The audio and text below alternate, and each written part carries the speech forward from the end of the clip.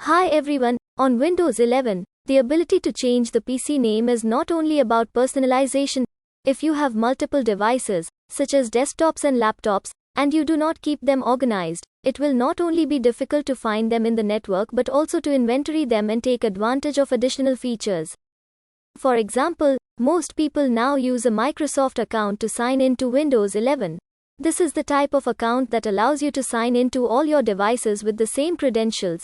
Plus, it helps to keep an organized inventory in your Microsoft account and use features like the one to find your device and reactivate a copy of Windows after a hardware change.